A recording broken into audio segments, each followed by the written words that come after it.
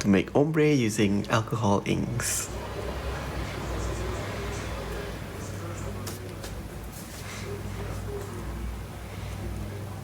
We are using 5 colors: R46 strong red, R29 lipstick red, T4 toner grey number 4, W7 warm grey number 7, and 100 black. These are all Copic inks. They are refills, and we are using Princeton 1¼ inch Princeton Select, which is a deer foot brush.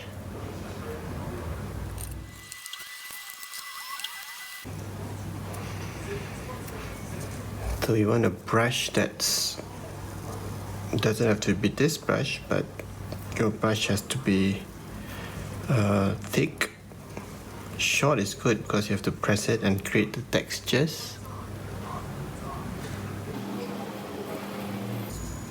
And if it's too soft, you won't be able to create the texture that we are going for, but it doesn't mean that it won't work out. And for the ombre pattern, you want to go from the lighter shades or the lighter colors to the darker colors. So we're going to go from red to grey and to black. So the bottom will be red and the top will be black. So what we do is we pour the ink directly on the tumbler and let it run.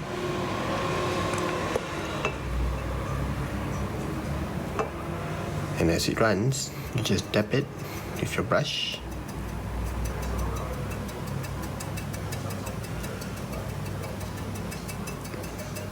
The idea is to create texture as it is drying, so you can see how this short stubbly brush actually works. You're going to have to keep dabbing, because if you don't dab, this is what will happen. If you don't dab, you don't get the texture. I'm not sure whether you can see the difference, and you'll be able to see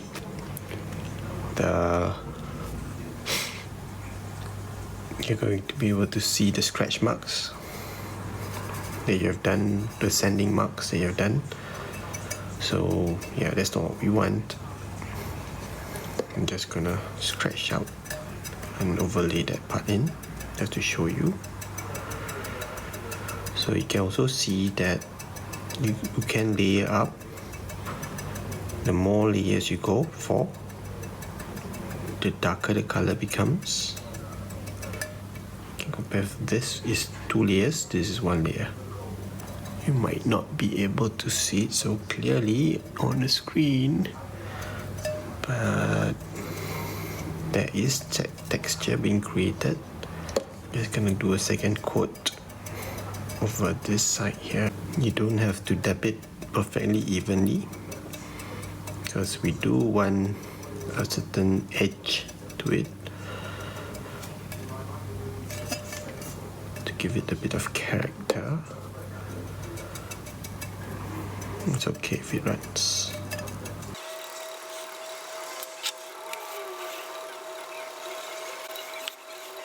Now if you dab it when it's too dry, this is what will happen.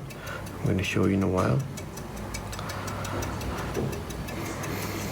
So you have to balance, because when it's wet, you won't get the texture. But as it dries, it may get too dry. There's such a thing as being too dry, that you will actually scratch the ink that you have just painted on. And this is what I mean.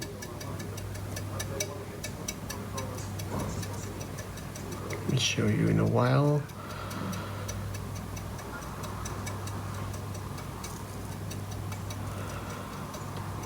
You scratch too hard, you will actually end up rubbing the ink. So you have to balance.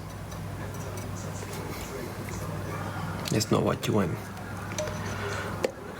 It may be difficult for a start, but after a while you will get the hang of it, as in when to tap and when to stop and when to let it run. There are cases that you don't want to tap too much because you want the kind of patterns that it creates.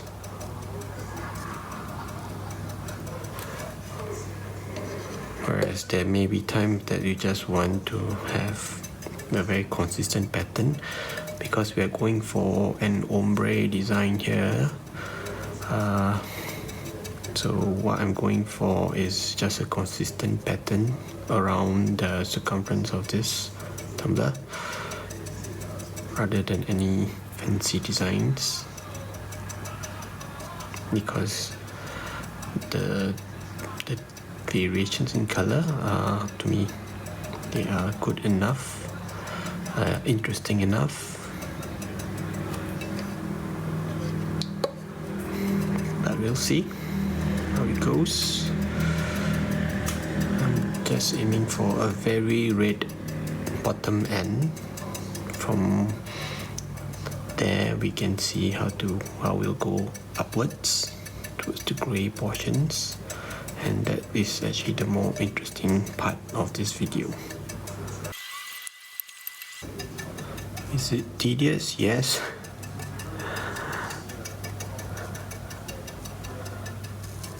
But most painted works are. So there are no special rules as how much red should be at the bottom or how much black should be at the top. I'm just going with my feel here. But typically I would think that the red should be kept, the very red should be kept at not too much, at a minimum, maybe between 1/5 to 1/4 of the tumbler, of the height of the tumbler that you're going for, because the more interesting aspects will actually be the transition.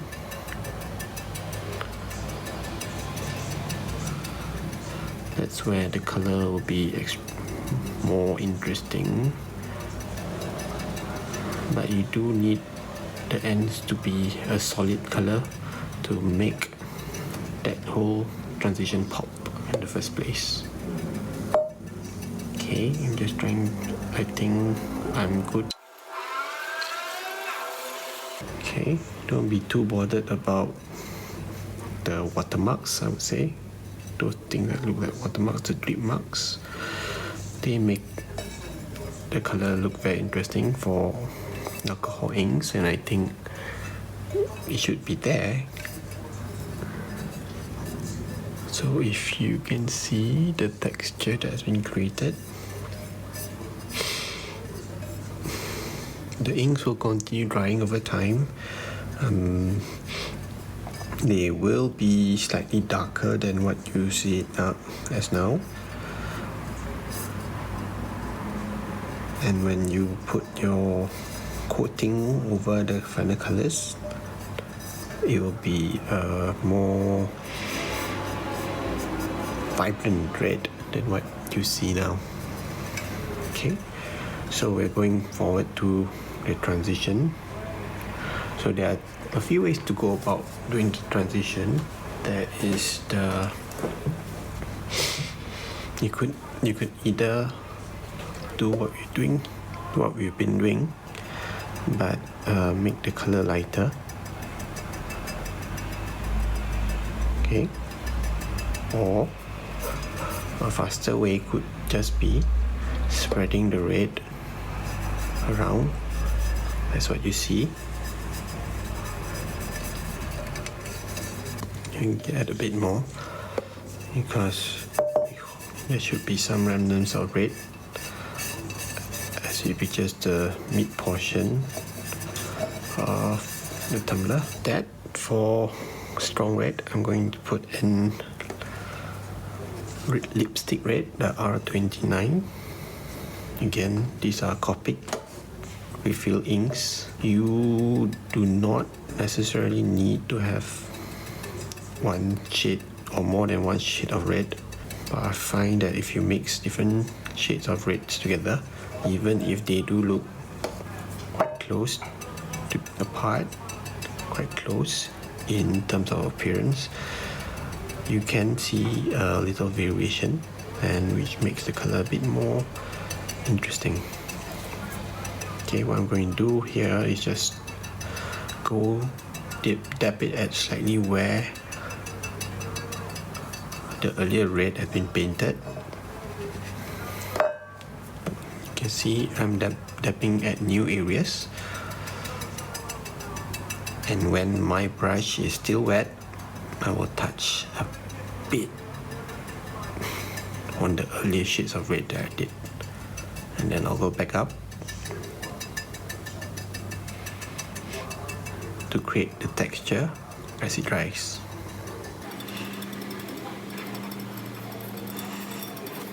Just going to go around the same way. Again, brush still wet, go down to the lower parts, mix the colours, and then go back up. So what you're doing here is you're mixing this shade of red with the earlier shade of red, and when you go back down, you bring back, your brush is actually soaking the old colors of the red and bringing it back up. So it's a two-way mixture of the colors, making the color change more gradual. Okay, I'm not sure if you can see the difference in the red in this video, but yeah, in up close you can tell a subtle difference, and subtle is what we want in an ombre design. So whatever color I was doing has been absorbed into this brush, and it works for in this case because eventually this brush will have all the colors, 1, 2, 3, 4, 5 colors, and they will make for a very interesting design. The other part that maybe is good is that I don't need to wash my brush, I don't need to clean it, because we want all the colors to be soaked in this brush. So I'm going to show you as we move on to the toner grey T4. Now this is the big color change from red to grey before we move on to darker grey and even to black. So we can see, okay, here I'm gonna mix it up. Even as I dab the ink that is completely supposed to be completely grey, the ink that has been soaked in the brush turns it between a mix of grey and red, and that is what we want for this look. I'm gonna mix it a bit more. Okay, you can see the red changing color, changing tone. And I want to make the change as gradual as possible. So I will go back and forth between these two colors. The same technique employed just now. Top, while the brush is wet, bottom, and as the color dries, go back to the top. I did this video actually at the request of my wife, who actually posted an ombre design that I did in her previous video, and some of you did ask for a tutorial or to show how we did it. The toner grey was a transition color. We are going to go for the stronger colors now, which starting with warm grey. We are only left with two colors, as you can see. The W7 warm grey is next, and because this is a strong color, what we'll do is we'll still drip it directly on the tumbler, but I will mix that color that we drip with the red that is already on this brush, and that will create the transition that we want. So just gonna put a bit first, and as we paint you can see the color changes even without me mixing any red at all from the tumbler. The warm grey and whatever red was on the brush.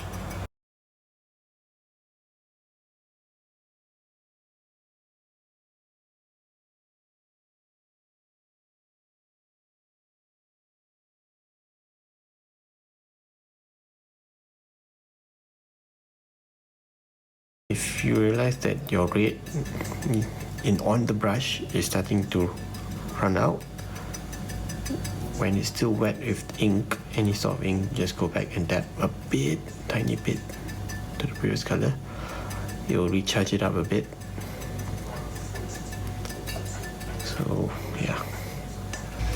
So as we go, we look to see if there's any color changes that we see that we need to adjust.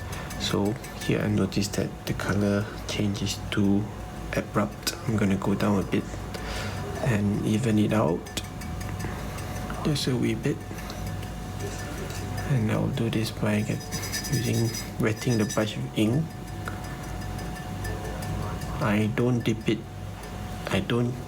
color directly at where I want to go, simply because if I do that, it will actually wash away the ink completely.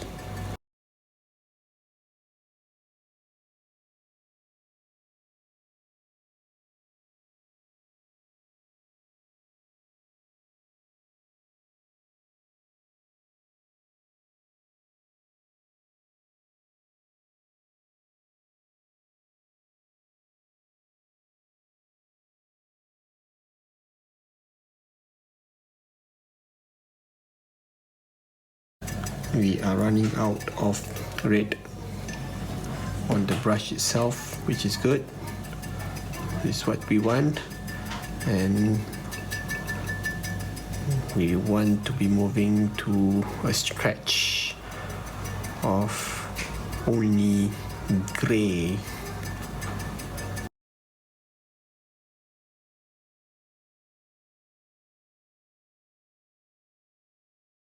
Put the next color on first and then mix it up with the previous color. But for black, because it's such a strong color, what I will do is I will actually paint the entire portion in this W7 gray and then add the black.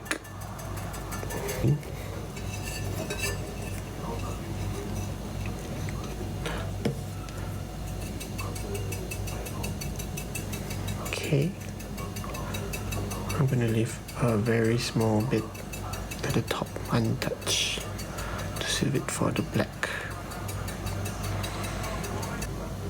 And the final part is the black, which we have to be really careful. As I mentioned, it's very saturated. Okay, let's find a way to hold the tumbler. Okay, this portion is dry. I'm going to hold it this way. You can see.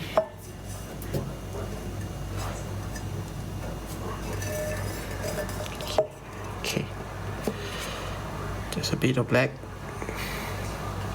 I'm going to stretch it around.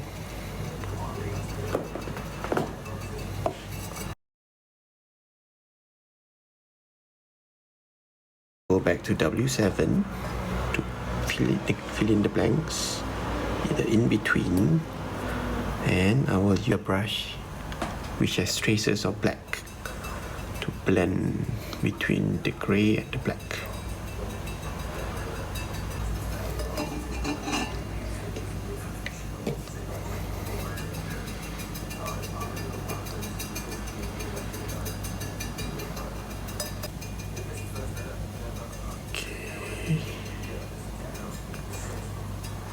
going slower than I was just now because this black is not as well behaved as the grey. It doesn't allow me to create the same textures as I created before. And areas which need a bit of blending. So when you blend, you want to use the lighter colors.